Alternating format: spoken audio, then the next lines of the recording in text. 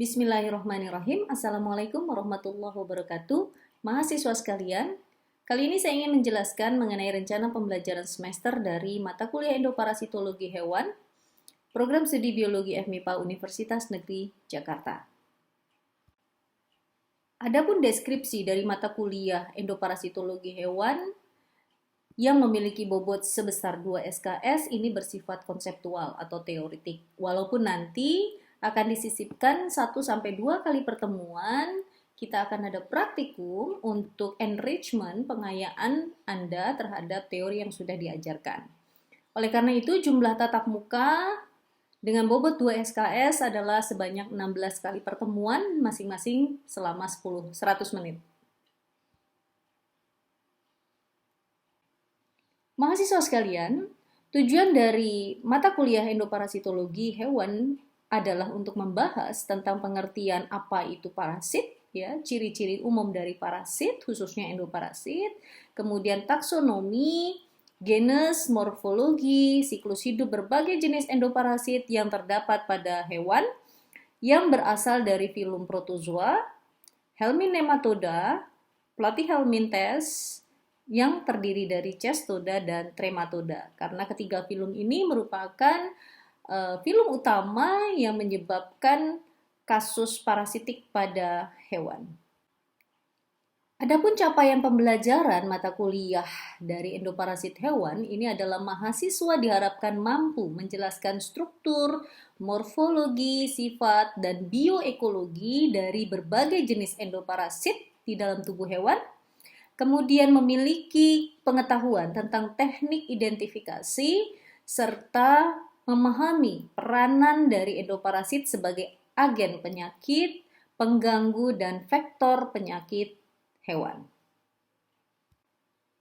Oleh karena itu, disusunlah materi kajian yang sesuai dengan tujuan tadi, yaitu yang pertama akan disampaikan tentang pengantar parasitologi, khususnya tentang endoparasit, kemudian dilanjutkan dengan penjelasan tentang parasit protozoa, di mana pada bab ini saya akan kemukakan parasit protozoa yang berasal dari kelas amuba, flagellata, cilia, dan sporozoa.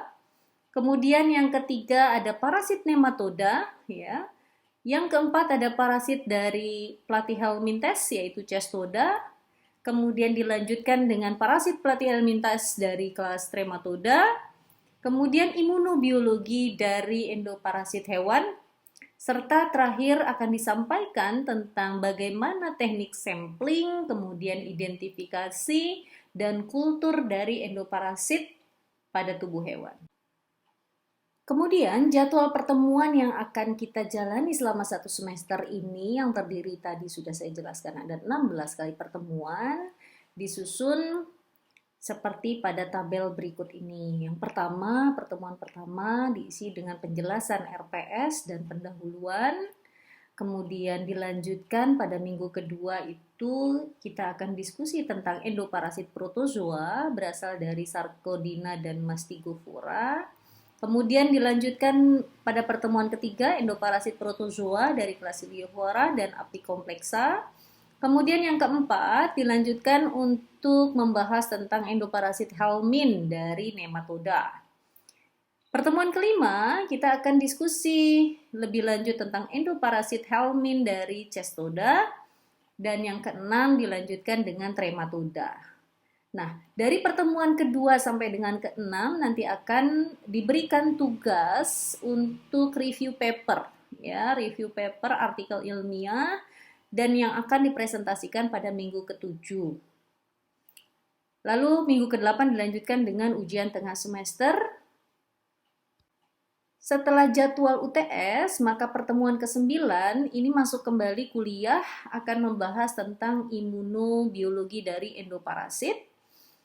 Kemudian akan diberikan tugas untuk review paper yang terkait dengan imunoendoparasit dan akan dipresentasikan pada pertemuan ke-10 dan akan kita diskusikan bersama.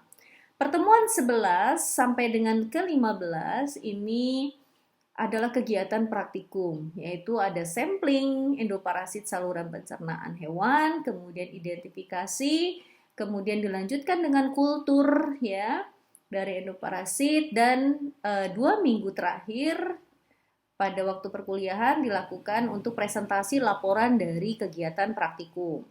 Dan pertemuan terakhir itu kita akan tutup dengan ujian akhir semester.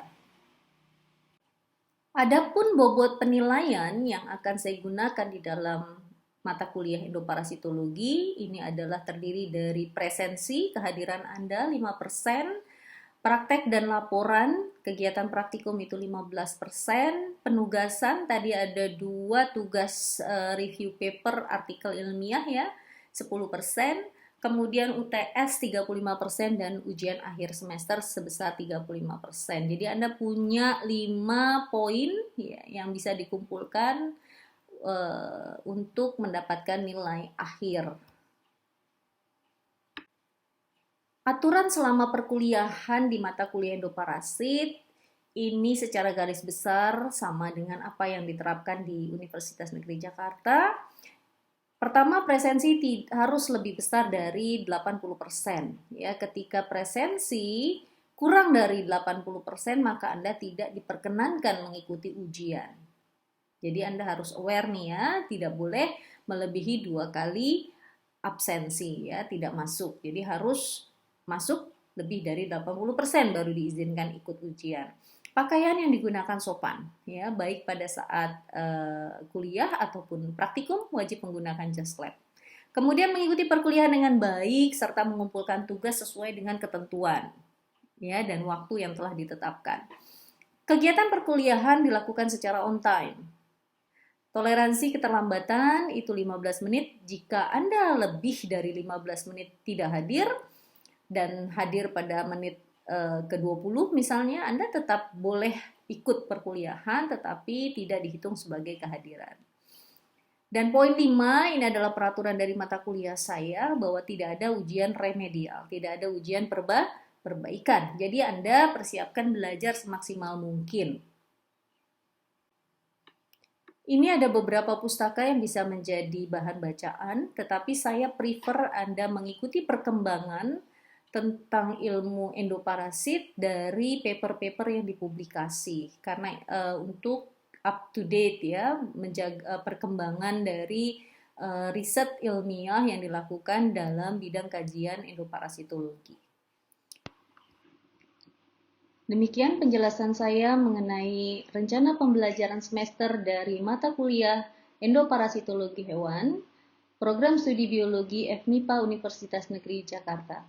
Semoga bermanfaat. Terima kasih atas perhatiannya. Wassalamualaikum warahmatullahi wabarakatuh.